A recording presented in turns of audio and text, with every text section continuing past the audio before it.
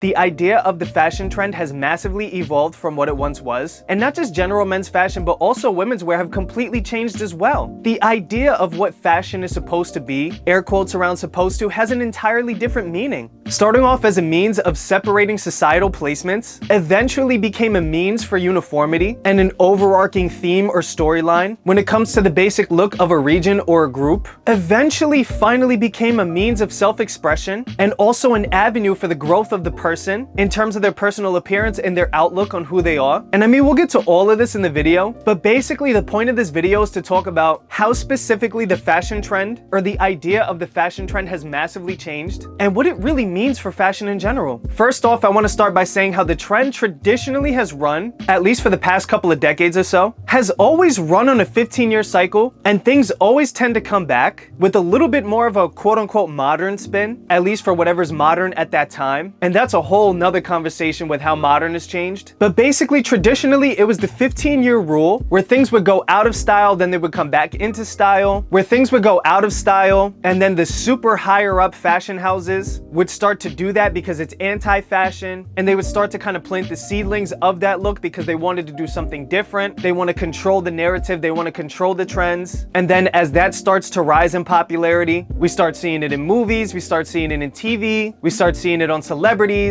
and then it reaches the mass public, but only at the higher kind of luxury level. So it's not really too accessible to the more middle class people, but then eventually brands and stores would trickle down and eventually start manufacturing these looks. And then soon enough, you would start to get that in the more lower tier and accessible level. And that's kind of when the peak starts to reach in popularity. And then you'll have a dip for like, let's say maybe another 5 years. And then it's just gonna all cycle all over again. I mean, take for example, the whole skinny pants and baggy pants wave. Basically in the late 80s as well as the entirety of the 90s, everything was all about triple, quadruple XL t-shirts and jeans, Timberlands, the whole look. Everybody knows exactly what I'm talking about. And then in the 2000s, we started to see those seedlings, those inklings of those skinnier, slimmer looks. And then by the end of the 2000s and in early 2010s, those looks started to really peak, especially namely on celebrities like Kanye, ASAP, Future, and not just hip-hop artists, but musicians in general, as well as you started to see it on TV very commonly, very frequently. And I mean, this look became very notably popularized by high-end designers like Givenchy, Balmain, Saint Laurent. And I remember that it was very hard for me to get that kind of super skinny look without shelling out a couple of $100s for jeans back when I was in high school, because when I was in high school, this look was starting to reach its peak, but it wasn't 100% accessible. But then what happened was fast fashion brands became a huge thing, and they kind of sped up that 15-year cycle for the skinny jean and kind of truncated it down to like a 12 or 13-year cycle. Because then in 2014 or so, I would say, we started to see these baggy jeans and baggy pants, and we started seeing that from especially a lot of Japanese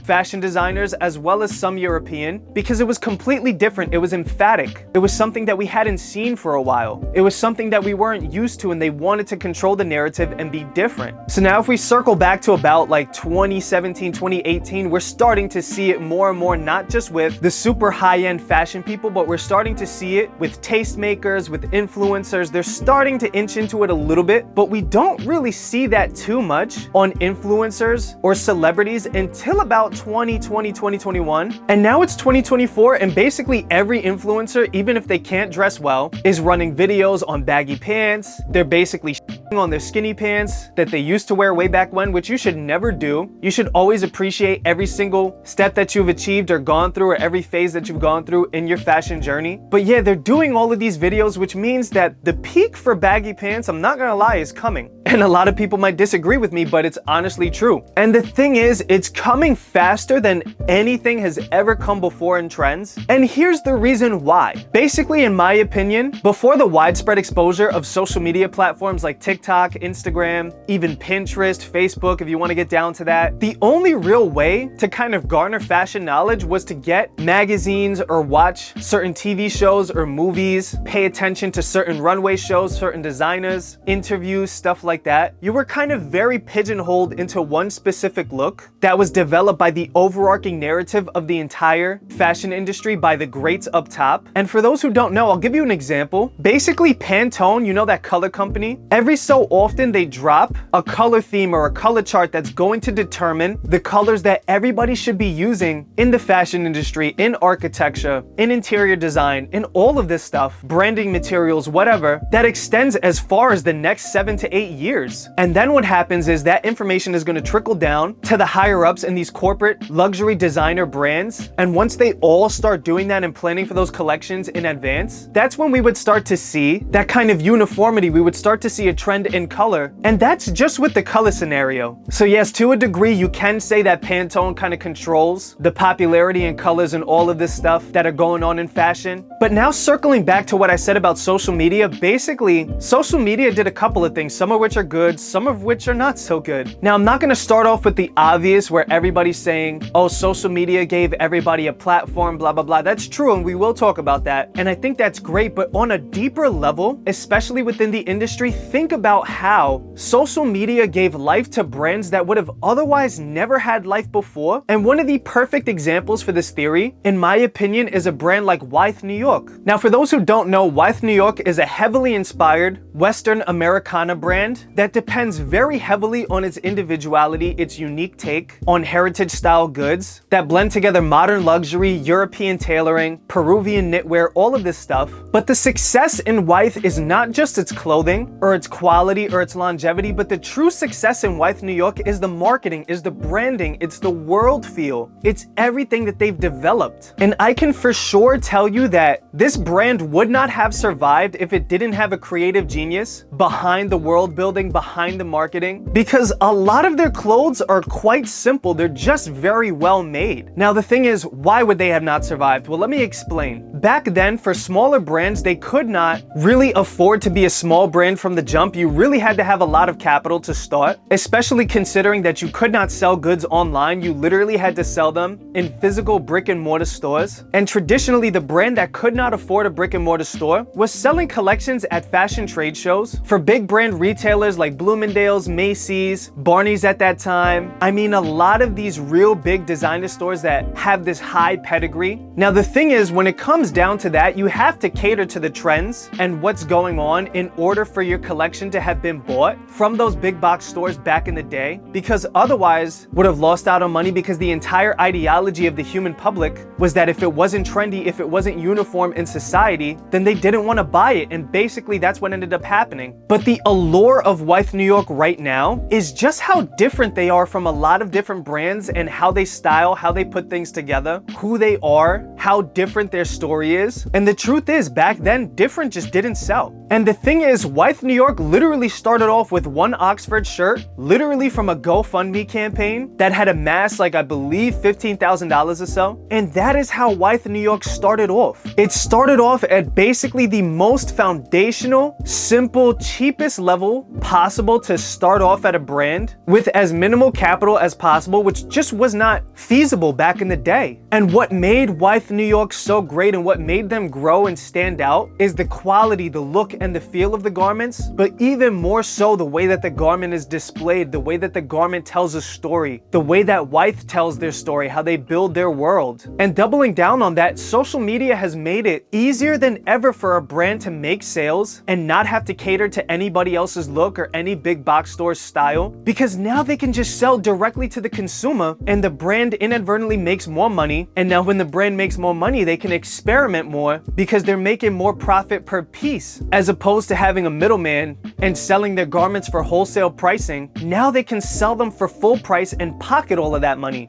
And what this also does is it makes it a much truer to heart collection, more of an art piece that doesn't have to abide by anybody else's rules but the brand. Now, how does this relate to trends? Well, after that long-winded explanation, basically fashion is now starting to be highly dominated by independent and smaller, very young fashion brands that bring about something very different, something very unique, as opposed to super higher end luxury brands that really don't have a world built around them other than their pedigree, other than their history, which, to be honest, most people really don't care about. Most people really don't care about the trunk that Louis Vuitton invented. Most people don't really care about the story of Gucci. Maybe some do, but most people these days don't ever think about that when they're buying something from Louis Vuitton. The world that these brands built is their logo, is their name, and literally nothing else. But with these smaller independent independent brands, they've developed their own look, their own story, their own ethos, and they're able to spread that on social media. And with that, they're able to popularize their own look, which inadvertently starts to dilute the trends that are dominated by the corporate level fashion executives. So now we live in an era where people are very anti-trend, and you can kind of see the drop off in articles on these high-end corporate designer brands showing that they're starting to dip off and make less money than they have in a very, very long time. But fashion sales inadvertently are kind of going up, and there are more fashion content creators, more fashion enthusiasts who don't care about content creation living in this world than ever. And because of the rise of so many creative, interesting brands being able to reach more people than they ever have and be as creative and fun with their collections as they want and build whatever world and whatever narrative that they want without having to abide by big box stores, which had to abide by corporate executives in the fashion industry, which had to abide by the powers above when it came to trends and what sells. The trend itself is kind of diluting. I don't think it's completely dead at all. I think we're always going to have a sense of uniformity in fashion, but it is diluting itself into many different forms, many different styles, and I love that. Now, going back to when I said that baggy pants were kind of going out, yeah, sure. What I meant was that they're actually dipping in popularity and slimmer pants are kind of planting those seedlings right now. But I think right now we live in and will continue to live in an environment where both baggy and wide leg silhouettes, as well as slim and even skinny silhouettes, are going to be popular at the same time, creating depth, creating excitement, creating visual interest in the grand scheme of that uniformity of the men's fashion and women's fashion scene in general as well. And what's great about this is that fashion is no longer just for the higher ups in society, which it was way in the beginning, like I had mentioned before, where fashion literally was just for royalty, was just for the lords of the world. They had their tailors, they had their fabric merchants. It was super expensive.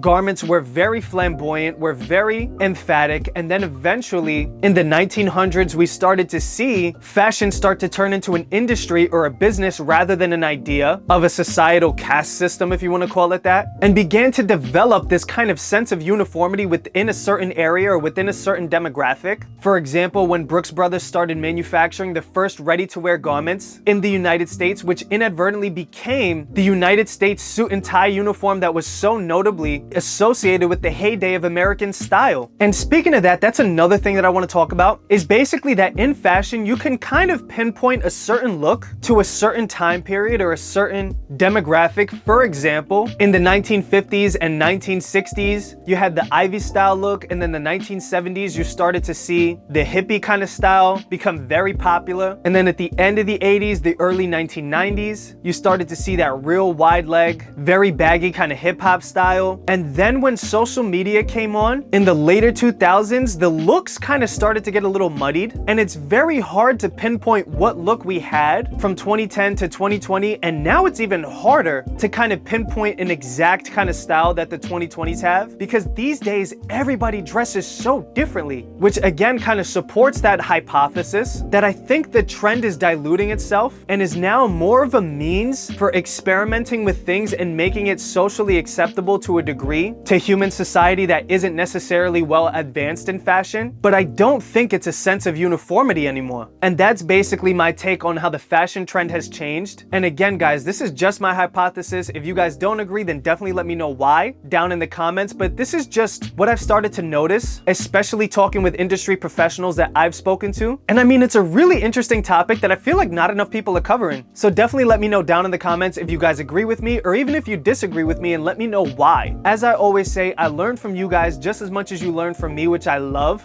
I love having these discussions. I love learning new things, especially about fashion, which I'm so excited about. And I just want to see what you guys have noticed that I otherwise would not have noticed. And guys, sorry for being all over the place with this video. I rarely ever script my videos. This is just something that I've wanted to talk about for a long time, and it's just kind of coming off the dome. So if I missed anything, or if I should cover some more stuff in regards to this topic, definitely let me know. But anyways, guys, I hope this encourages you to try new things, not abide by a fashion trend. And most of all, I hope you enjoyed the video. So with that being said, thank you guys again, and I'll see you next week.